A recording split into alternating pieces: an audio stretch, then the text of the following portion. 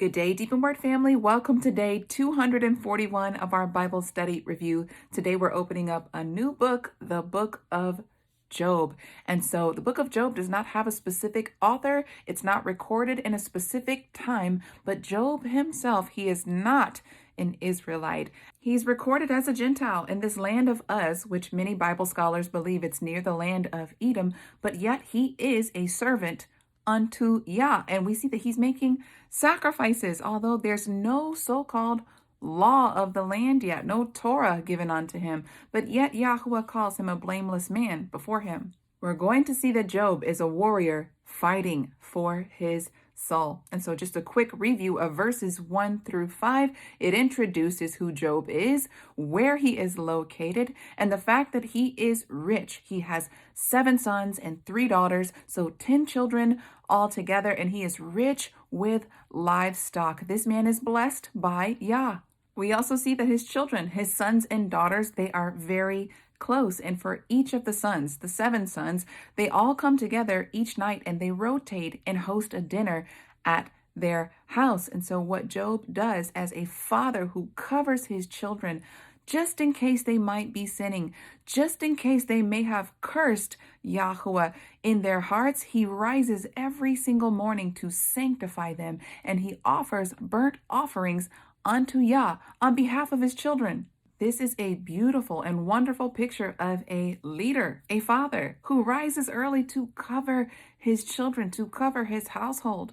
And starting in verse 6, we see that the scene takes a shift. And now we see that the sons of Elohim, we've covered this in the very beginning of our Bible studies, but the sons of Elohim, or your Bible may say sons of God, this is the angelic beings. And we also see that it says that HaSatan, or Satan, also presented himself along with them. And so Yahuwah asked him, he says, "From where have you come?" And he says, "From diligently searching the earth." Diligently, okay? And it says that he's gone to and fro and up and down the earth. And then Yahuwah asked him, he says, "Look, have you considered my servant Job? He is blameless and perfect before me."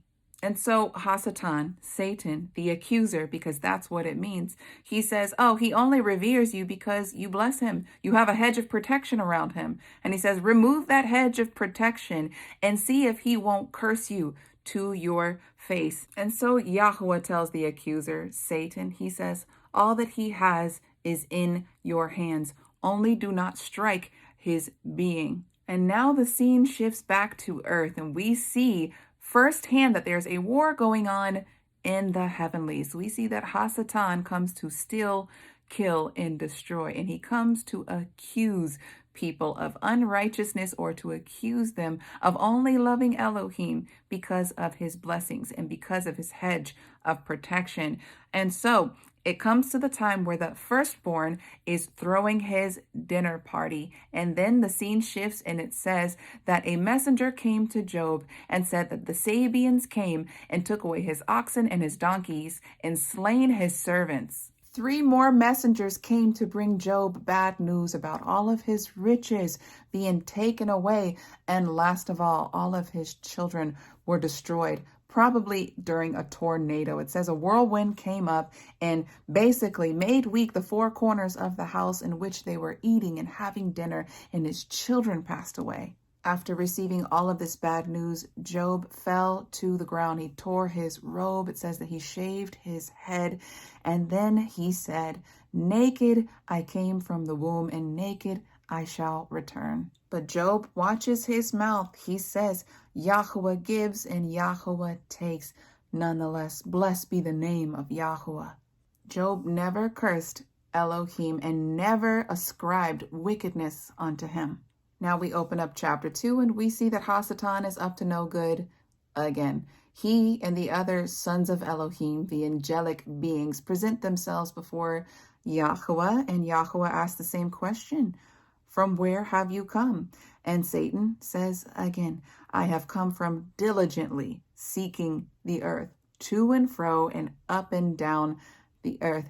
And so he says, have you considered my servant Job? He hasn't cursed me. He hasn't cursed my name. And these are the words of the adversary in verse 4. It says, skin for skin, and all that a man has would he give for his life. Stretch out your hand, please, and strike his bone and his flesh, if he would not curse you then to your face. And so Yahuwah allows it. He says, Job, he is in your hands, only do not take his life. And so Satan goes immediately to plague Job with boils. And we see that Job tries to take an instrument to scratch off the boils to relieve himself of all of this pain. At this point, Job is covered in loathsome boils from the top of his head to the soles of his feet. He looks absolutely terrible at this point. And in verse 9, enters in his wife and she asks him, do you still hold fast to your integrity? She says, curse Elohim and die. She believes that it would be better for Job to die than to hold fast his integrity with Yahuwah. Job responded to his wife and he says, you speak like a worthless woman. He continues and he says, indeed, should we accept the good from Elohim and not accept the evil? In all of this, Job did not sin with his lips. Then it says that 3 of his friends heard of all of the misfortune of Job. So they came to see him, and from a distance, they could not recognize him. The 3 names of his so-called friends, Eliphaz, Zophar, and Bildad. When they finally met with him, they tore their robes and they threw ashes over their heads. And it says that they did not speak or utter a word for 7 days. Now, if you understand Jewish culture, that there is this process of sitting Shiva, or sitting 7 days to mourn the death of loved ones. It's just interesting that you see these customs, yet he is not a Yahudim. He is not a Jew or an Israelite. We enter into chapter 3, and Job opens up his mouth. He breaks the silence and he curses the day of his birth. He goes on and on about how it would have been better if he had died in his mother's womb. And in verse 20, Job poses a question. He says, why does he give light to the sufferer and life to the bitter of being who are waiting for death, but it does not come, and search for it more than treasures, who rejoice exceedingly. They are glad when they find the grave. At this point, Job has lost all of his children, his livestock, and we see how his wife is speaking to him. She's like, well, why don't you just curse Elohim so you can die? So he doesn't feel like he has much left to live for. He wants to meet the grave. And I'm going to close out the chapter with a statement from Job. And he says in verse 25, for that which I greatly feared has come upon me, and that which I dreaded has overtaken me. We know that in chapter 1 that Job feared that his children were sinning. So he went ahead and made these burnt offerings just in case they were sinning. This was a fear in his mind that he would lose all that he had. Now, although it looks like Job is giving up on himself, you shouldn't give up on him, because it may begin bitter, but he has a sweet end. And we will see that as we continue reading.